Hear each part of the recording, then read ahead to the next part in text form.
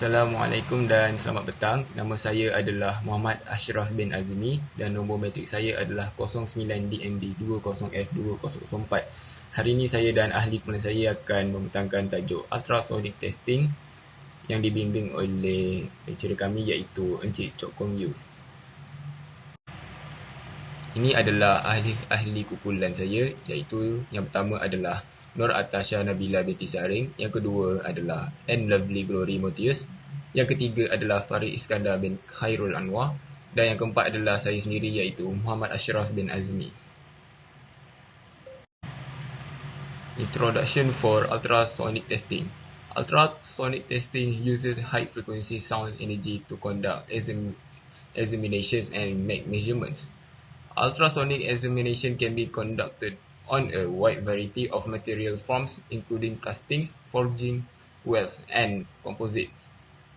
A considerable amount of information about the part being examined can be collected, such as the presence of the discontinuities, part or coating thickness, and acoustical properties can often be correlated to certain properties of the materials. Principle of ultrasonic.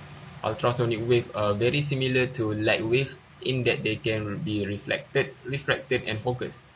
Secondly, reflection and refraction occurs when sound waves interact with interface of differing acoustic properties.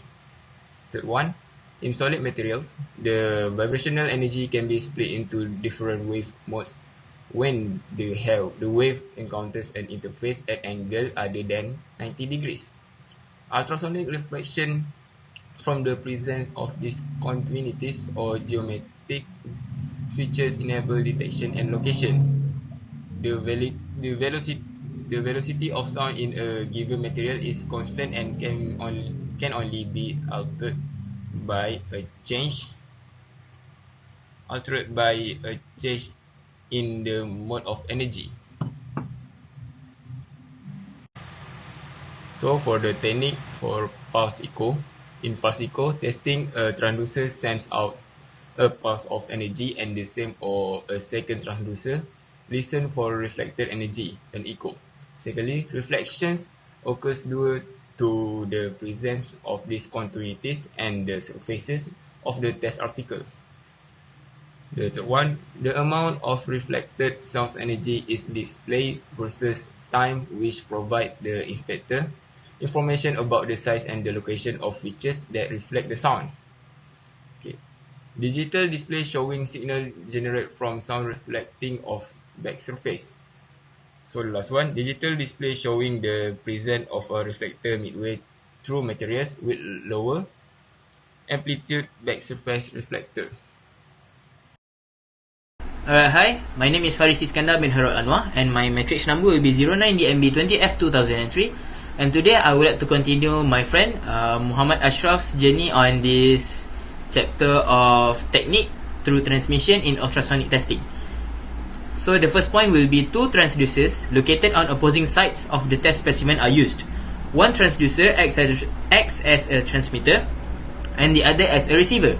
Discontinuities in the sound path will result in a partial or total loss of sound being transmitted and be indicated by a decrease in the received signal amplitude.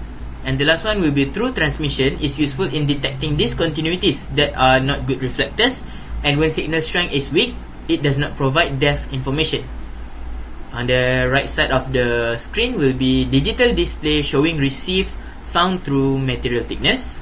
It shows that it has a frequency, and the second picture will show that digital display showing loss of received signal due to presence of a discontinuity in the sound field. Again, in the technique, normal and angle beam. In normal beam testing, the sound beam is introduced into the test article at 90 degree to the surface. In angle beam testing, the sound beam is introduced at the test article at some angle other than 90 degrees. Contact versus immersion.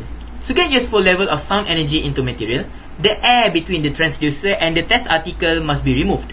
This is referred as a coupling. In contact testing, which is shown on the previous slide, a couplant such as water, oil, or a gel is applied between the transducer and the part. In immersion testing, the part and the transducer are placed in water bath. This arrangement allows better movement of the transducer while maintaining consistent coupling. With immersion testing, an echo from the front surface of the part is seen in the signal, but otherwise, signal interpretation is the same for the two techniques. Operate the calibration of ultrasonic equipment. Calibration is the operation of configuring the ultrasonic test equipment to known values. This provides the inspector with a means of comparing test signals to known measurements. Calibration standards come in a wide variety of material types and configurations due to diversity of inspection applications. Calibration standards are typically manufactured from materials of the same acoustic properties as those of the test articles. The following slides provide examples of specific types of standards. Calibration standards. Calibration standard, cont. Thickness calibration standards may be flat or curved for pipe and tubing applications, consisting of simple variations in material thickness. Distance over area amplitude standards utilize flat bottom holes or side drill holes to establish known reflector size with changes in sound path from the every entry surface. We have two types, which is calibration standard and also qualification standard. For the calibration standard, there are also calibration standards for use in angle beam inspection when floors are not parallel to entry surface. These standards utilize side drill holes, notches, and geometric configuration to establish time, distance, and amplitude relationship. And for qualification standard different from calibration standard in their use for purposes of varying proper equipment operation and qualification of equipment used for specific codes and standards. So that is all from me, Faris Iskandar bin Halal Anwar. I would like to pass the slide to my friend. Now I will present about thickness of steel plates and determine levels of attenuation. Ultrasonic thickness gauging is routinely utilized in the petrochemical and utility industries to determine various degrees of corrosion and erosion. Application including piping systems, storage and containment facilities, and pressure vessel. Next, locate and evaluate lamination. Example of twin crystal transducer TC1050 ml. TC indicate twin crystal, 10 indicate 10 mm diameter, 50 indicate 5 MHz frequency. Example of single crystal surface transducer SCSF 10.5 ml. SCSF indicate single crystal surface, 10 indicate 10 mm diameter crystal, and 5 indicate 5 MHz frequency. There are 4 types of probe that can be used in ultrasonic inspection. Ultrasonic probe are precision devices and as such require great care and precision in their design, composition, material, and manufacturing. So to ensure accurate and consistent performance, the transducer or probes commonly used for ultrasonic testing are described below. These are classified as per their design and intended use. The first one is contact probes. As the name suggests, these probes have to be used in direct contact with the testing material. A thin and hardware plate protects the element from damage. These probes are used in flow detectors using straight beam tests. The tests include checking for voids in metal ingots, gauging thickness, and inspecting delaminations in composites. And the second one is angle beam probes. These are similar to contact probes but optimized to be used with angle beam wedges so that they can generate sound waves tilted at an angle to the coupling surface. Wedges are usually configured so that they can generate refracted shear wave at 45, 60, and 70 degrees. These ultrasonic probes are required in most weld inspection, as ultrasonic testing in most of the Commonwealth geometries requires aiming the wave at an angle. And the third one is delay line proofs. Delay line proofs have a delay line between the active element and the test object. This delay line is made of cylinder of explosive plastic or fused silica. Delay lines are used when testing thin and hot objects. In thin test objects like spot welds, in sheets metals, the delay line separates the excitation pulse recovery from back wall echoes. And the fourth one is immersion proofs. Immersion proofs are designed to be immersed in liquid or water. They use a column or bed of water to propagate sound wave in the test object. These proofs frequently include an acoustic lens that focuses the sound wave into a small spot, thus increasing sensitivity to small size reflectors.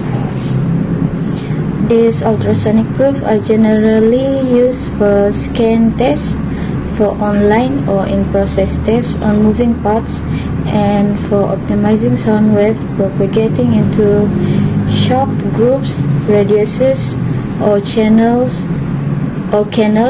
in test objects that have complex geometry. Now, location and size of defect in typical welded.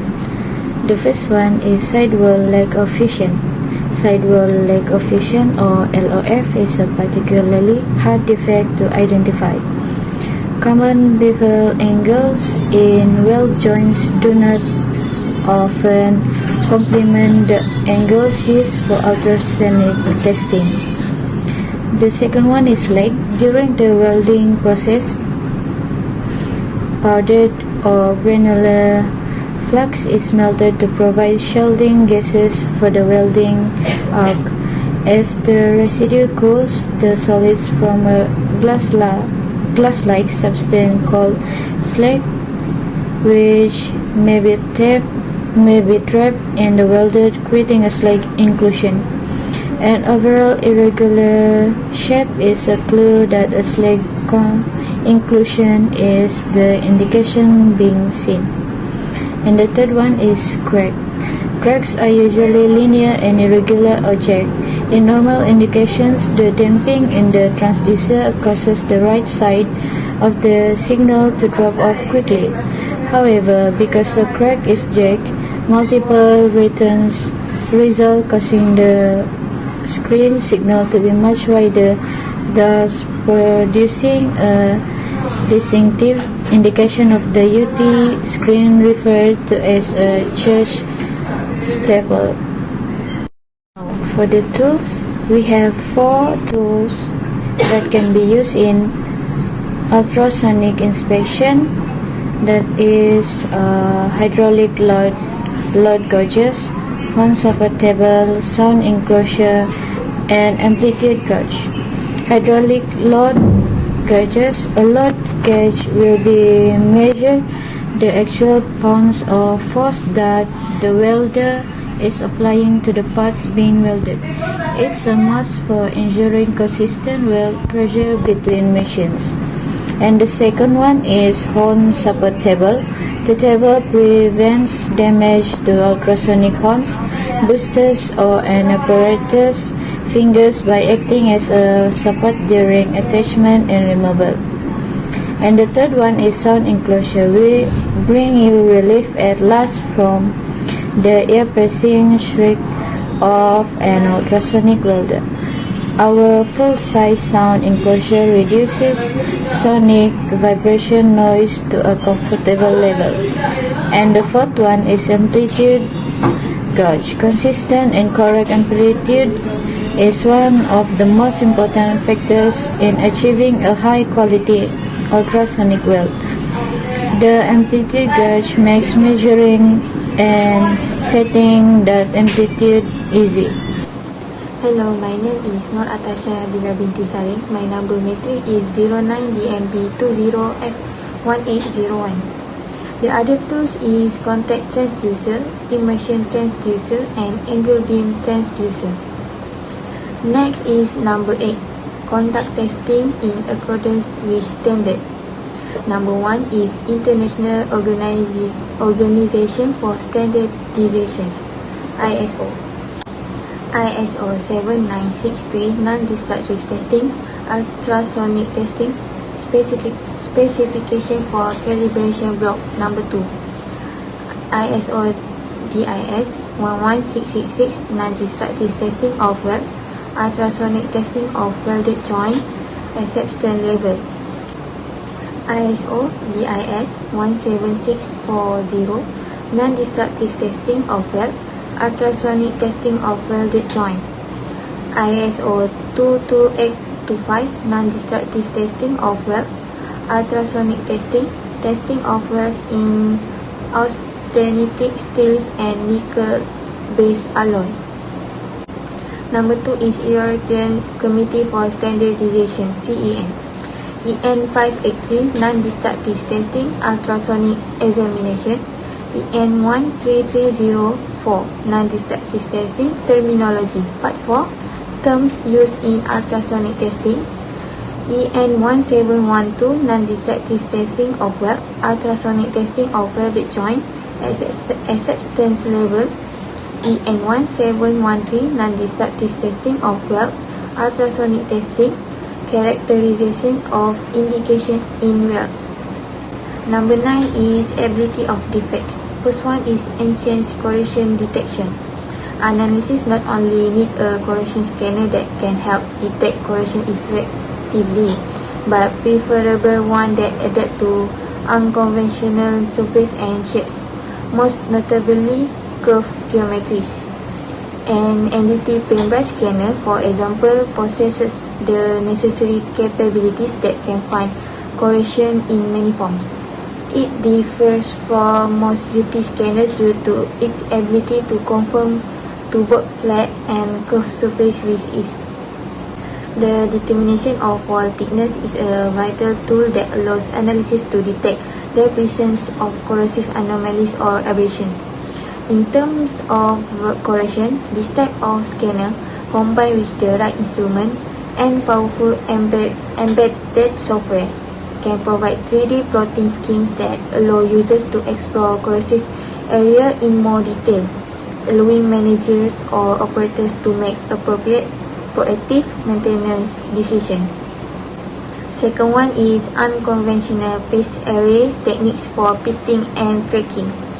The same instrument that can facilitate corrosion scanning can also enable analysis to apply PAUT techniques when equipped with the right probes. PAUT is a more flexible form of UT that allows users to customize beam shapes and achieve multiple angles with a single probe. It can detect corrosive anomalies and other defects in the form of cracking, and it can also find parallel flows. Overall, user can get the following benefit with PAUT: simplified scanning and change flow detection, quicker inspection. In addition to multiple angles in a single scan, analysis can also optimize inspection parameters that can provide in-depth angle. Further, the simplicity of well-designed PAUT equipment allows NDT personnel of all levels to utilize it with ease, while powerful processing abilities streamline the inspection process and allow analysis to focus on flaws with laser precision. The last one is number 10. Investigate for various applications in engineering. First one is tube testing. One of the applications of ultrasonic flaws detectors is tube testing. The system is built up with the test part that have specific flaws in high-speed automated tube testing. On analog screens, visually triangles or longitude or inside and outside for defects at a scanning speed at 10 meter per second is somewhat more difficult because These defects are only hit with a few ultrasonic shots. However, when the system is set to automatic testing, the signal are evaluated using pulse repetition frequency. In a digital system, having the flaw detectors which retain each peak amplitude allow the operators to see echoes on the display even if they are only struck by one ultrasonic pulse, making system correction with tiny test flaw much easier. The second one is infrastructure thread testing. Bolt and threads are common components in much of vital infrastructure, and they require routine integrity tests to guarantee that they are bolting together and are fit to service and safety. Among the application of ultrasonic flaws detectors, it is used to check the quality or existence of a thread, the presence of a component feature, or the appropriate assembly of an assembly. Ultrasound has shown to be a dependable and accurate approach for thread examination. This technique can reveal thread deterioration, incorrect thread size, missing hole, and broken or short tabs. Other thread-based pieces that are part of a complete product, such as split and keeper grooves, can also be examined, as can component characteristics such as split and grooves. The last one is weld inspection. Welds may be found in all vital infrastructure as well as many important manufacturing materials that we use in everyday life. This is the application and is a key inspection method in this industry to guarantee safety and performance. Non-destructive inspection of weld is done using ultrasonic flaws detectors. This type of equipment performs an evaluation of weld by complex plan analysis. Ultrasonic flaws detector can be utilized in a variety of industry and application of ultrasonic. That's all from my group presentation. Thank you.